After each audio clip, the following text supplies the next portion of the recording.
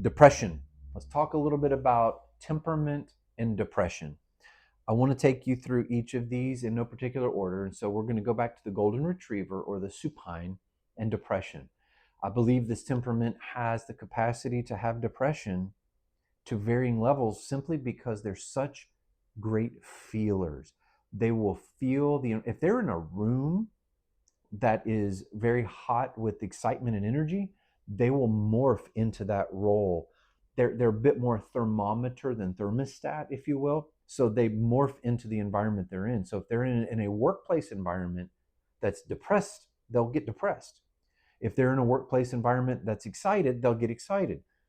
They have a very difficult time regulating their own temperature. So they tend to morph to the temperature of the person they're with. So in they sometimes can have a difficult time managing their own feelings and emotions because they're so busy managing others. They're very others centric.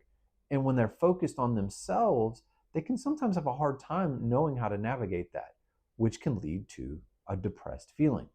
If they lose a loved one, they can get very deep and dark and lonely because they don't know how to manage that heavy feeling of loss.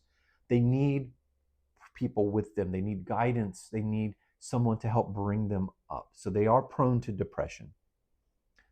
The donkey, I believe that they can get so exhausted that they can be prone to depression, but they tend to be somewhat balanced emotionally unless they're in an intensely stressful place. They can get very tired. They can get emotionally tired. And depression is possible, but not likely with the donkey or the phlegmatic. The beaver, yes, they get very prone to depression because they get exhausted. Their brain will literally get fatigued over thinking, and it will wear them out. But they can get depressed by thinking the negative aspect of lives. Melancholy or beaver kind of people tend to look at the skepticism or the conspiracy theories or the way things are not going to go well, and that can accumulate into a depressive type state where they begin to pull away and they can get low. If the otter or the sanguine is depressed, they will actually mirror the melancholy. They can go through this extreme burnout or loss, and they will actually appear more like the melancholy. They'll be cynical, skeptical, down on themselves in a pretty dramatic fashion, but it's a really low place.